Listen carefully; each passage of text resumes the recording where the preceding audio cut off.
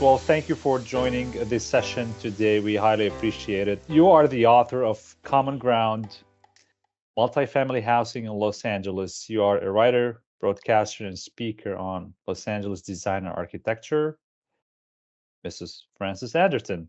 Thank you for joining me today. You published your book by Angel City Press, and you are the winner of a Gold Award for Best Regional Nonfiction from Forward Reviews.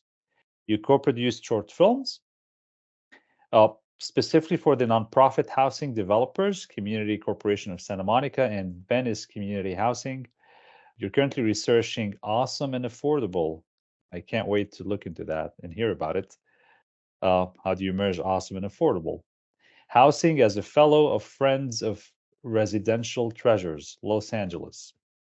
You write a regular newsletter on design and architecture for KCRW Public Radio Station. You previously hosted a show called DNA, Design and Architecture, very innovative, by the way, and produced the current affairs shows with WUAEC, LA.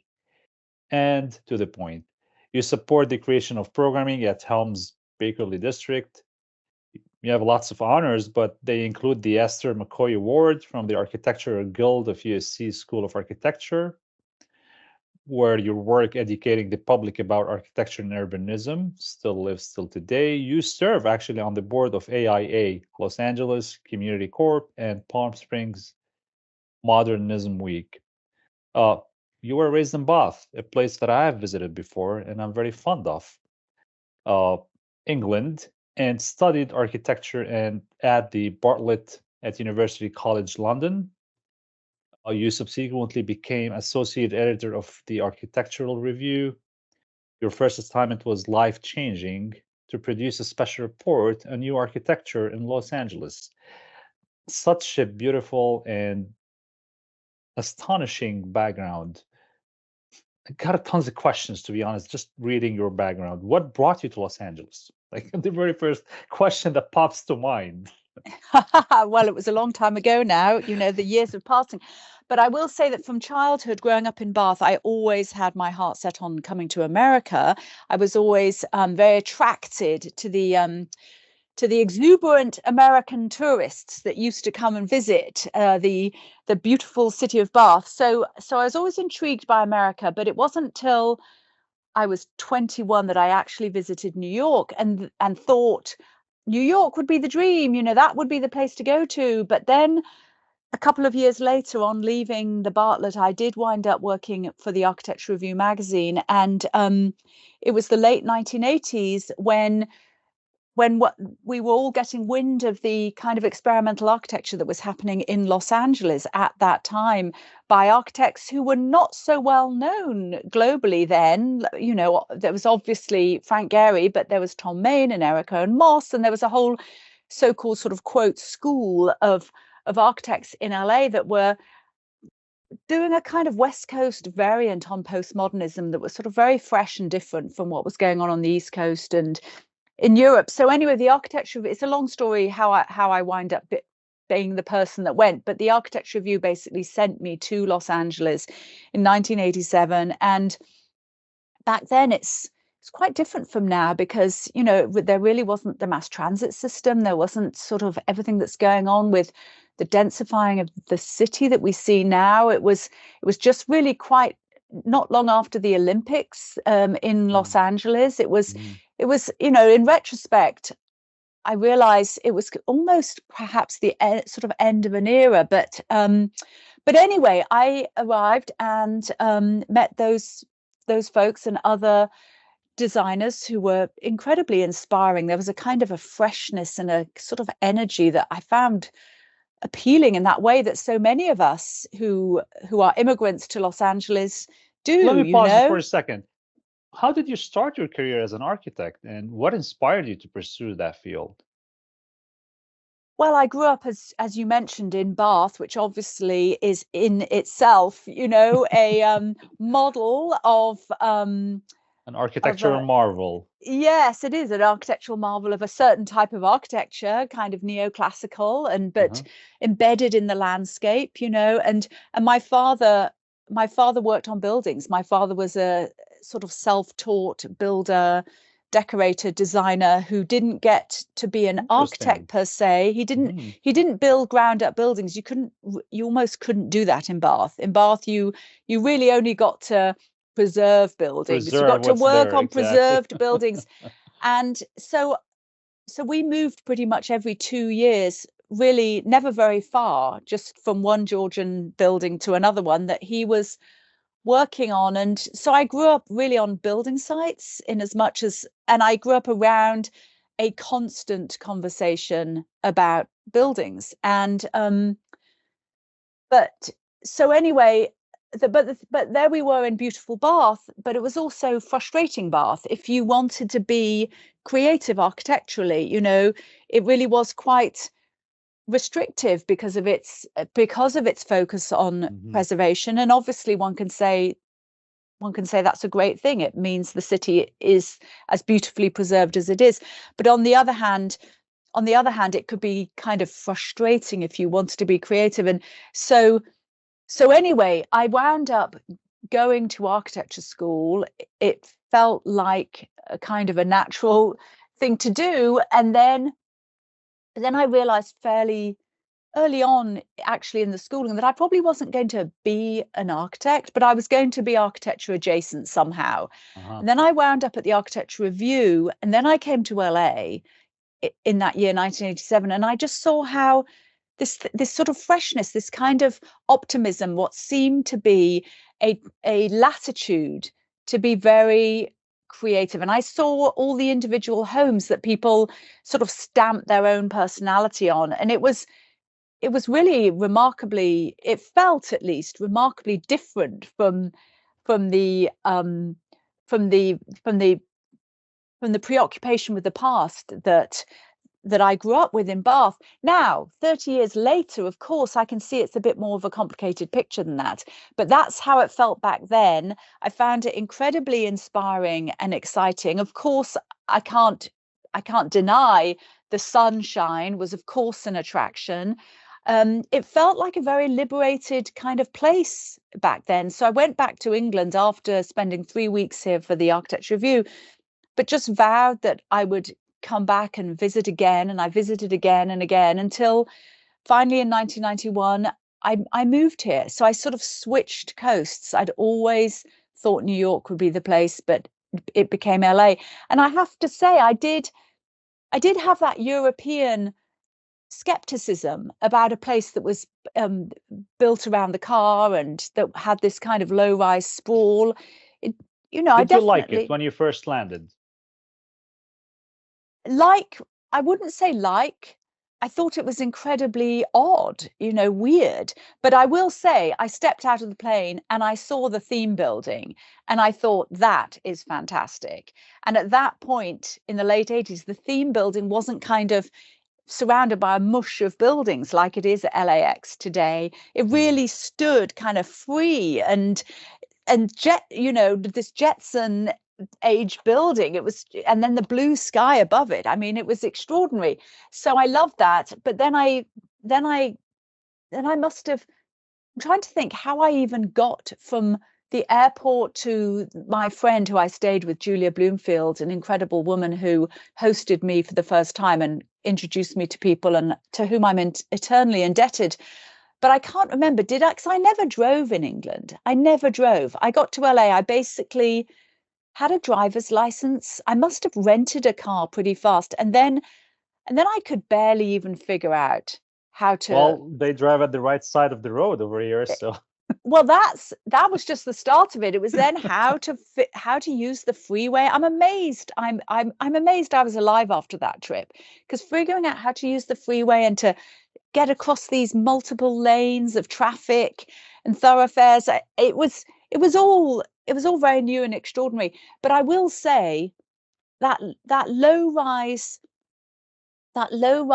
very dispersed feeling where the sky was huge and the horizon was huge and the trees were taller than the buildings. I remember all of those feelings and thinking it was very strange, but very, very appealing in a way. But also that it was psychological. There was a psychological openness. So I do remember I was 23 or something, 23, 24, and going to architects' offices and feeling just like I was sort of taken seriously, that there was this openness to people just coming into LA and Did just it sort of did it saying, "Hmm?" did it grow to your liking? Did it grow to your expectation over the years? Do you Well, like what you see today compared to how you visioned it 40 years ago or something? I should say that within about 3 days, I liked it. I thought Mm. it was extremely odd the first few days, and then very quickly, I started meeting people. It was about the people. I started meeting people who were a product of this place, who were also helping produce this place because they were in the design fields, and they were just so fun, sort of fun and welcoming and embracing. And I just remember that feeling of just entering the LA bubble and thinking there's something kind of weird and magical about this. And then I moved to in 91, and then in 92 was the civil unrest. So 9 months after I moved here was the uprising over the the beating of Rodney King. And then I saw a whole different LA. So I will say I came here with rosy colored spectacles. I came here also slightly excluding from my mind the reality of a car-based sprawl, which as time has passed, I have come to realize is simply an untenable way of an untenable development pattern. I kind of allowed myself to look past that then, because the place was so creative and interesting despite, or perhaps because of that, and obviously when you get car-based sprawl in a place with a topography like LA's, with weather like LA's, you kind of forgive a lot, because to be in the hills with the view of the sea, is so remarkable. Um, so I did, as the years passed, it was almost the reverse effect. As the years passed, I won with this civil unrest. My eyes were opened to the economic, racial, the various patterns of segregation here that I didn't see when I first arrived. And then also over the years, seeing the downsides of the development kind of patterns, or the land use patterns. But so now I have a far more reality-based understanding of Los Angeles, but it doesn't mean that I don't like it. I love it. I really love it, despite For the itself. better or the worse? For the better and worse, like a lot of people, I think. I don't know. What about you? How do you feel about LA? And were you raised here, or are you like me? Did you come here from somewhere else? Well, you were an influencer. You influenced how LA looks like today. Well, that's very kind of you to say that. I don't know if I have that much of an influence being an NPR, being on a local NPR station. I'm not really sure that it had that much of an influence, but certainly I've been part of the conversation about LA, which may not be quite as powerful as shaping LA, but You asked the questions, so I have to answer it. In my views, LA is in continuous struggle. It continues to struggle and fight back and battle all the different discriminatory kind of uh, movements coming in, whether it's racial or social or you name it, right? You always find these communities who are trying to isolate themselves from the other communities on a racial basis or on a pretty much a social basis or a segment basis or a class definition. But then it it just fights back the overall boiling pot that has more than 60 different ethnicities and cultures and backgrounds. They just come back in, they wash in that effect, and they continue to keep that strange, beautiful bouquet of different flowers and smells and colors in place. So I think LA to me is is that city, cosmopolitan city that continues to fight all types of segregation in one way or another. It reminds me of London, believe it or not, at certain points or in certain aspects. It's pretty much the same kind of condensed boiling pot. Yeah, I've definitely. Have you lived in London? I visited numerous Yeah. times. No. I mean, that comparison to London has been made by other people, but in part because both LA and London sort of developed with these kind of suburban transit lines. London really sort of spread out, and it was all these little clusters around railway stops. And once the train was introduced, and that's how LA spread as well. But then LA, because it was such a young city and was able to develop mostly with the car, it then kind of filled in between the clusters in a way that older cities like London, and by the way, when I refer to LA's development, we all understand that there were obviously people who were living here, way before the City of Angels was founded in the last couple of hundred years or so. But anyway, no, people have definitely made that comparison to London before, and that feeling of all these different villages, and the different villages have their own characters, and they do. And I agree with you. I think you've just summed up very, very neatly what is the kind of charm of LA. It's in a constant state of tension. It's in a state of tension with itself, and places that are in a state of tension are interesting. Bath, where I grew up, wasn't in a state of tension.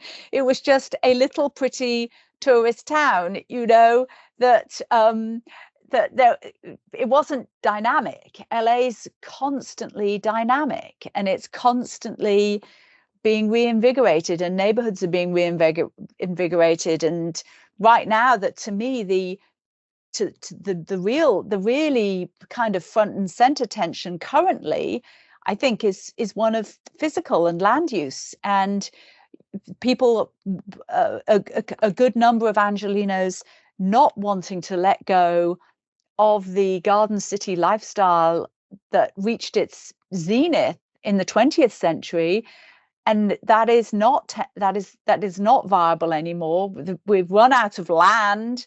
You think so? You think it's not sustainable? It's not just in LA, by the way. It's just the whole American model of building homes on big pieces of land and having your own garden and your own space. Looks like it's pretty much being shattered as we speak, with the inflation happening and the mortgage rates and all that stuff. Is that a gone dream, long gone dream? Well, I would say that it's not a dream where there's land available and cheap. It's gone when you've filled up all the land, when there is no virgin land left on which to build the tract. So the supply has become completely constrained, and then obviously the prices go up. So it becomes available to a limited number. And so the place that was the garden city has become the megalopolis. And how does the megalopolis evolve into the future?